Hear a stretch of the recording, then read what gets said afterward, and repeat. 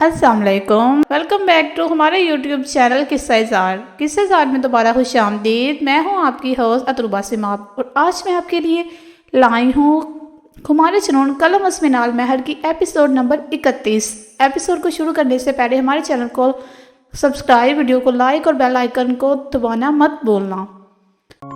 کل کے ایپیسوڈ میں ہم نے پڑھا تھا کہ عرید افندی کو اسوا افندی کے نکاح کے بارے میں اور پچھلی باتوں کے بارے میں پتہ چل گیا، تو اب ہم جاننا چاہیں گے کہ عرید افندی کا آگے کیا ری ایکشن ہوگا۔ تو اس کے لیے ہم چلتے ہیں ناول کی طرف۔ وہ انتہائی غصے سے گھر واپس آئے تھے۔ اس وقت وہ کمرے میں ہر چیز توڑ پھوڑ چکے تھے۔ انہیں یقین نہیں آ رہا تھا کہ وہ ایک دفعہ پھر افندیوں سے مات کھا چکے تھے۔ نہیں عرید افندی، تم اتنے بغیرت کیسے ہو سکتے ہو؟ میں عالم افندی کا نام، رتبہ سب مٹی میں ملا کر رہوں گا، کسی کو بھی نہیں بخشوں گا۔ وہ دھاڑتے ہوئے اپنی حالت پر ماتم کر رہے تھے۔ انہوں نے پلان تو فل پروف بنایا تھا، کیسے اس لڑکی کی ایک معلومات اکٹھی کی تھی، اس کے سابقہ شوہر کو پیسے دے کر اس کا منہ کھلوایا تھا۔ انہیں ہر حال میں ان کی جائیداد چاہیے تھی، جس کے لیے انہوں نے بہت کچھ قربان کیا تھا، اپنا ضمیر بھی۔ وردہ کی شادی یزدان سے نہ ہو سکی تو انہوں نے سوچا تھا کہ عرید کے لیے کسی طرح انہیں راضی کر لے گا، مگر وہ لڑکی اسوا جانے کہاں سے ٹپک پڑی تھی۔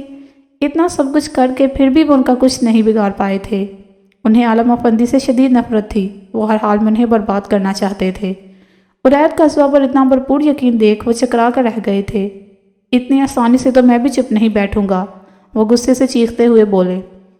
وہ حماد صاحب کے سامنے تو تحمل کا مظاہرہ کر آیا تھا، مگر ہوٹل سے نکلتے ہی اس کی رگیں تن گئی تھی، آنکھیں سرخ انگارہ ہو رہی تھی۔ وہ لمبے لمبے ڈگ بڑھتا جیپ کے پاس پہنچا، اندر بیٹھ انتہائی غصے سے گاڑی کا دروازہ بند کیا۔ اس کی جیپ سڑکوں پر فراٹے بڑھنے لگی۔ 20 منٹ کا راستہ اس نے 5 منٹ میں طے کیا تھا۔ جیپ حویلی کے باہر رکی تو وہ لمبے لمبے ڈگ بڑھتا اندر کی جانب بڑھ گیا۔ اس کا رخ اسوا کے کمرے کی جانب تھا۔ بغیر دروازے پر دستک دیے اس نے دار کی آواز سے دروازہ کھولا۔ کمرے میں موجود نشوہ، میرو اور اسوا کا دھیان بیک وقت دروازے کی طرف گیا۔ اسوا اس وقت سادے سے سبز فراق میں ملبوس تھی۔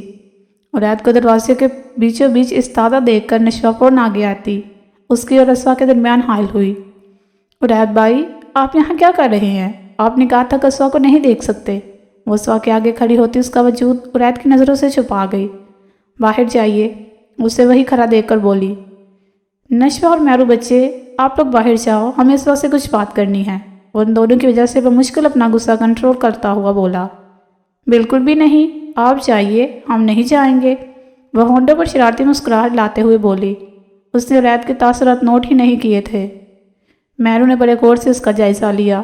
انتہائی سنجیدہ سپاٹ چہرہ، گردن کی پھولی رگیں اس کے شدید غصے کی گواہ تھی۔ میرو نے آگے بڑھ کر نشوہ کا ہاتھ تھاما اور اسے لیتی کمرے سے باہر نکل گئی۔ نشوہ نے مزید کچھ کہنا چاہا جب وہ زبردست گوڑی سے اسے نوازتی کھینچتی ہوئی باہر نکل گئی۔ ان کے باہر جاتے ہی عرید نے دروازہ بند کیا تھا۔ وہ قدم با قدم چلتا اس کے قریب آ رکا۔ اسوا کا سر جھکا ہوا تھا۔ زبیر کون ہے؟ وہ سنجیدہ تاثرات سے اس کی طرف دیکھ کر بولا۔ اسوا اس کی بات پر چم کر رہ گئی۔ اس کا چہرہ پک ہوا تھا۔ اس نے جھٹکے سے جھکا سر اٹھایا تھا۔ اس کے سنجیدہ تاثرات دیکھ اس کے وجود میں خوف کی لہر سی دوڑ گئی۔ کیا تم پہلے سے شادی شدہ تھی؟ وہ اس کے سفید پڑتے چہرے کو اگنور کرتا ہوا بولا۔ اسوا نے ہمت مجتمع کرتے ہوئے اس کی طرف دیکھا۔ عرید، وہ بمشکل کچھ بولنے کے قابل ہوئی تھی۔ ہاں یا نہ؟ وہ اس کی بات کاٹتا ہوا دھاڑا۔ اس نے ہچکیوں سے روتے محض اس بات میں سر ہلایا۔ عرید نے ایک پل آنکھیں بند کی۔ وہ بولنے کے قابل نہ رہا۔ اتنا بڑا دھوکہ، میں نے تم پر اتنا یقین کیا، یہ صلہ دیا مجھے، تمہیں شرم نہیں آئی مجھ سے جھوٹ بولتے ہوئے؟ سخت نفرت ہے مجھے جھوٹ سے اور جھوٹے لوگوں سے۔ وہ اس کو کندھوں سے تھامتے شدت سے دھاڑا۔ میں نے کوئی جھوٹ نہیں بولا، وہ ہچکیوں کے درمیان روتے بمشکل بولی۔ تم نے جھوٹ نہیں بولا، لیکن سچائی تو چھپائی ہے نا، کیا کہو گی اس کے بارے میں؟ وہ اس کے کندھوں کو جھٹکے سے چھوڑتا کمرے میں در چکر لگانے لگا۔ غصے سے اس کے دماغ کی شریانیاں پھٹنے کو تھی۔ عرید، ہماری بات سنیے، اس کی غصے کو دیکھ کر مشکل بول پائی تھی۔ کیا سنوں؟ ہاں بولو، کچھ رہ گیا ہے سننے کو؟ وہ ایک دفعہ پھر اس کے مقابل آتا غصے سے چیخا تھا۔ میں آپ کو بتانا چاہتی تھی، وہ عرید کی طرف دیکھتی ہوئی بولی، جس کی آنکھوں میں نرمی مفقود تھی، جو ہمیشہ اسے دیکھ خود بخود اس کی آنکھوں میں در آتی تھی۔ وہ چٹانوں سے سختی لیے اسے دیکھ رہا تھا۔ کب بتانا چاہتی تھی؟ شادی کے بعد یہ ساری زندگی ہی مجھے دھوکے میں رکھنا چاہتی تھی۔ عرید نے اس کے سدے چہرے پر ایک نظر ڈال کر نگاہیں پھیر لی۔ وہ اسے لاجواب کر گیا تھا کہ اس وقت کچھ بول ہی نہ پائی۔ مجھے یہ سوچ سوچ کر وحشت ہو رہی ہے، تم مجھ سے پہلے بھی کسی کی دسترس میں رہ چکی ہو، تمہیں پہلے بھی کسی نے چھوا ہوا ہوگا، میری سانسیں سینے میں اٹک رہی ہیں۔ وہ آنکھیں بند کر کے کرب سے بولا۔ وہ روتے ہوئے مسلسل نفی میں سر ہلا رہی تھی، مگر وہ دیکھ کہاں رہا تھا۔ تم جانتی ہو عرید افندی نے کبھی جھوٹا نہیں کھایا، تو اس معاملے میں میں کیسے کمپرومائز کر لوں؟ میرا دل بند ہو جائے گا، کسی بھی چیز میں شراکت عرید افندی برداشت ہی نہیں کر سکتا۔ بولو کیسے برداشت کروں؟ بولتے قدم لیتا سے 4 قدم دور ہوا تھا۔ عرید افندی تم پر کبھی بھروسہ نہیں کر پائے گا، کبھی نہیں۔ الٹے قدم لیتا کمرے سے باہر نکلتا چلا گیا۔ ازوا پورے وجود کے ساتھ زمین پر ڈرتی چلی گئی۔ ایک اور خسارہ اس کے حصے میں لکھ دیا گیا تھا۔ اس کے اتنے مان، محبت اور عزت دینے کے بعد یوں چھوڑ کر جانا اسے اندر ہی اندر اذیت میں مبتلا کر رہا تھا۔ اس کی سانس سینے میں اٹک رہی تھی۔ پھر وہ زمین سے اٹھتی بھاگتی ہوئی کمرے سے نکلتی تھی، تیز تیز سیڑھیاں اترتی، ایک ہی جست میں داجان کے کمرے کا دروازہ کھول کر اندر داخل ہوئی۔ جی دوستو، یہ بات تو بالکل 100% رائٹ ہے کہ ایسی کوئی بات جو ہم نے پہلے کے اپنے جاننے والے سے چھپائی ہو، وہ ہمارے علاوہ، ہمارے منہ کے علاوہ کسی باہر سے پتہ چلے، اس سے اچھا ہے کہ وہ بات ہم خود اسے بتا دیں، کیونکہ اتنی تکلیف ہمارے منہ سے سن کے اسے اس بات کی نہیں ہوگی جتنی باہر والے کسی کے منہ سے سن کے ہوگی۔ داجان آرام دہ کرسی پر بیٹھے کسی کتاب کا مطالعہ کر رہے تھے۔ کسی کے یوں بے درک دروازہ کھولنے پر ان کے ماتھے پر بل پڑے تھے۔ انہوں نے نظر اٹھا کر سامنے دیکھا جہاں ازوا اپنی ٹوٹی بکھری حالت میں کھڑی تھی۔ داجان، عرید کو سب پتہ چل گیا، اب ہم کیا کریں گے؟ وہ ہسیانی سے ہوتی ان کی طرف بڑھتی ہوئی بولی۔ پہلے آپ بیٹھیے، پھر ہمیں بتائیے کیا ہوا ہے۔ داجان اسے صوفے پر بٹھاتے پانی کا گلاس اس کے ہاتھ میں تھما گئے۔ داجان، عرید کو ہماری شادی کی بات پتہ چل گیا ہے۔ پتہ نہیں انہیں کہاں سے یہ بات پتہ چلی اور اس انسان نے انہیں کیسے حقیقت بتائی ہوگی۔ ہم نے آپ سے کہا تھا کہ عرید کو سچ بتا دینا چاہیے۔ وہ سسکتی ہوئی چہرہ ہاتھوں میں چھپا گئی۔ داجان خاموش سے ہو گئے۔ انہیں کچھ حد تک اندازہ تھا کہ انہیں یہ حقیقت کس نے بتائی ہوگی، اور وہ انسان اتنا اچھا تو نہیں تھا کہ سیدھی بات اسے بتا دے۔ ضرور اس نے کچھ تو ایسا کہا ہی ہوگا، کیونکہ وہ اس کی فطرت کو جانتے تھے کہ وہ تو وہ سانپ تھے جو اپنوں کو بھی نہ بخشتے تھے۔ حماد صاحب پر یہ کہاوت بالکل ٹھیک بیٹھتی تھی، جس تھالی میں کھایا اسی میں چھید کیا۔ وہ داجان کو گہری سوچوں میں گم دیکھ کر ایک دفعہ پھر بولی، داجان، عرید بہت غصے میں گئی ہے، اب وہ ہم سے کبھی شادی نہیں کریں گے۔ میں ایک دفعہ پھر خالی ہاتھ رہ جاؤں گی، اس لیے میں شادی نہیں کرنا چاہتی تھی، کیونکہ میں جانتی ہوں ماضی کا یہ کربناک سایہ میرا پیچھا کبھی نہیں چھوڑے گا۔ وہ باری پلکیں اٹھاتی ان کی طرف دیکھتی ہوئی بولی۔ داجان اسے دیکھ کر رہ گئے۔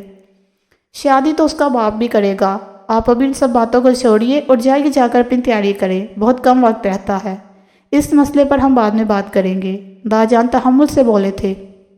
داجان، وہ کبھی راضی نہیں ہوں گے، اتنا سب ہونے کے بعد مجھے اپنانا ان کے لیے مشکل ہوگا۔ خوشیاں میرے لیے بنی ہی نہیں ہیں، آپ زبردستی میری چولی میں خوشیاں ڈالنا چاہتے تھے۔ وہ خود کا مذاق اڑانے والے انداز میں بولی۔ آپ اپنی تیاری کریے، عرید ضرور آئے گا، آپ کو فکر کرنے کی ضرورت نہیں، ہم انہیں جلد ہی حقیقت سے آگاہ کرتے ہیں، ہمیں یقین ہے وہ ہماری بات سمجھیں گے۔ وہ اس کے سر پر ہاتھ رکھتے ہوئے بولی۔ وہ تھکے قدموں سے ان کی بات پر اٹھ کر اپنے کمرے کی طرف بڑھ گئی۔ وہ ازوا کے کمرے سے نکلتا سیڑھیاں اترتا حویلی کا دروازہ عبور کرتا چلا گیا۔ اس وقت اس کی یہ حالت تھی کہ وہ کسی کا بھی سامنا نہیں کرنا چاہتا تھا۔ جتنا اس بارے میں سوچ رہا تھا اتنا اس کا دماغ پھٹا جا رہا تھا۔ وہی جانتا تھا اس وقت دل کی کیا حالت تھی۔ ازوا نے اسے حقیقت چھپا کر بالکل ٹھیک نہیں کیا تھا۔ جتنے اس کے دھوکے کے بارے میں یاد کرتا اتنا اس سے ازوا پر غصہ آ رہا تھا۔ وہ اس پر اتنا تو یقین کر سکتی تھی، کسی دوسرے کے منہ سے یہ سچائی اسے زہریلے ناگ کی مانند لگی تھی۔ اس انسان کو سر پر انگلی اٹھانے کا موقع مل گیا تھا، یہ چیز اسے اذیت کی بٹی میں چونک رہی تھی، اور جو دوسری چیز بار بار اسے اذیت کی بٹی میں دھکیل رہی تھی وہ تھی ازوا کی زندگی میں دوسرا بن کر شامل ہونے کی تکلیف۔ اسے اتنا تو یقین تھا کہ ازوا کا کردار بالکل صاف تھا، مگر یہ تو حقیقت تھی کہ وہ زبیر اس کا شوہر رہ چکا ہے۔ کہیں نہ کہیں ماضی میں ازوا کے دل میں اس کے لیے محبت ضرور جاگی ہوگی۔ وہ بے مقصد گاڑی سڑکوں پر دوڑاتا رہا، آہستہ آہستہ رات کا اندھیرا پھیلتا جا رہا تھا۔ اگر آج یہ سب نہ ہوا ہوتا تو وہ خوشی خوشی اب اپنی بارات کے لیے تیار ہو رہا ہوتا، مگر اب اس کا واپس جانے کا ذرا بھی دل نہ چاہ رہا تھا، غصہ کم ہونے کا نام ہی نہ لے رہا تھا۔ وہ گاڑی ایک سائڈ پر روکتا، کار کی بونٹ پر چڑھ کر بیٹھتا، بے معنی سوچوں میں گم ہو چکا تھا۔ مسکرانے پر شروع اور رلانے پر ختم، مسکرانے پر شروع اور رلانے پر ختم، یہ ایک ستم ہے جسے لوگ محبت کہتے ہیں۔ ہائے یہ محبت واقعی ہی ایک ستم ہے۔ بارات لے کر جانے کا وقت ہو چکا تھا، مگر عرید کا کوئی اتا پتہ ہی نہ تھا۔ کچھ مہمان میرج ہال پہنچ چکے تھے۔ داجان مہمانوں کے استقبال کے لیے ماں نور اور شاویز کو ہال بھیج چکے تھے۔ وہاں پر بھی کسی نہ کسی بڑے ہونے کا ہونا ضروری تھا۔ کبیر ذرا عرید کو فون لگاؤ، ہم بھی تو دیکھیں کیسے واپس نہیں آتے ہیں وہ کبیر صاحب کو عرید کو کال کرنے کا کہتے خود وہ سوچ چکے تھے کہ اس سے کیسے نپٹنا ہے۔ کال بند ہو چکی تھی، دوسری طرف سے فون نہ اٹھایا گیا۔ کبیر صاحب نے داجان کو دیکھ کر نفی میں سر ہلایا۔ انہوں نے دوبارہ کال کرنے کا اشارہ کیا۔ اس بار دوسری بیل پر ہی کال پک ہو چکی تھی۔ کال پک ہونے پر انہوں نے فون داجان کی طرف بڑھایا۔ کدھر ہو برخوردار؟ کیا آپ کو نہیں پتا آج آپ کی بارات ہے اور بارات کا ٹائم بھی ہو چکا ہے؟ آپ ابھی تک گھر کیوں نہیں آئے؟ وہ بنا تمہید باندھے سیدھے مدعے کی بات پر آئے تھے۔ کچھ دیر کے لیے خاموشی چھائی رہی، جب دوسرے جانب سے عرید کی آواز گونجی، کیا آپ اسوا کی شادی کے بارے میں جانتے تھے؟ دوسری جانب سے بھی بنا تمہید پوچھا گیا۔ ہاں جانتے تھے، ہم بس صحیح وقت کا انتظار کر رہے تھے، ہم آپ کو بہت جلد بتانے والے تھے، وہ اسے زیر کرنے والے انداز میں بولے۔ آپ واپس تو آئیے، ہم ساری حقیقت آپ کو بتاتے ہیں۔ آپ کو کسی بھی باہر والے کی بات پر یقین کرنے کی بالکل ضرورت نہیں۔ وہ اسے کسی بھی حال میں واپس بلا لینا چاہتے تھے، اسوا سے وعدہ جو کر چکے تھے اسے اس کی خوشیاں لٹانے کا، وہ ہر حال میں اس وعدے پر پورا اترنا چاہتے تھے۔ آپ کو ہمیں بتانا چاہیے تھا داجان، یہ ہمارا حق تھا، آپ نے ہمیں اندھیرے میں رکھ کر اچھا نہیں کیا۔ فون کے دوسری طرف سے عرید کی آواز گونجی۔ عرید، اس میں اسوا کا کوئی قصور نہیں، انہیں ہم نے منع کیا تھا۔ اب آپ یہ بتائیے آپ کہاں ہیں اور واپس کیوں نہیں آئے؟ ابھی تک یہ باتیں ہم بعد میں کریں گے۔ وہ اسے واپس آنے کا حکم دیتے ہوئے بولے۔ جو بھی ہو داجان، انہوں نے ہمیں دھوکہ دیا ہے، ہم کسی بھی صورت انہیں معاف نہیں کر سکتے، ہم واپس نہیں آئیں گے۔ ان کی باتوں پر وہ صفا چٹ انکار کر چکا تھا۔ جی فرینڈز، تو کیسی لگی آج کی ایپیسوڈ کمنٹ سیکشن میں ضرور بتائیے گا۔ آج کی ایپیسوڈ تو کافی کمپلیکیٹڈ رہی۔ جی گائز، آپ کو کیا لگتا ہے کہ عرید آئے گا واپس، اسوا سے کرے گا نکاح کہ نہیں؟ یہ سب جاننے کے لیے تو ہمیں ناول کی نیکسٹ ایپیسوڈ دیکھنی پڑے گی، اور تب تک کے لیے ہمیں کرنا پڑے گا ویٹ۔ چلے ہم کریں گے انتظار، اور آپ ہمیں دے فی الحال اجازت، ملیں گے کل انشاءاللہ نیکسٹ ایپیسوڈ کے ساتھ۔ اللہ حافظ۔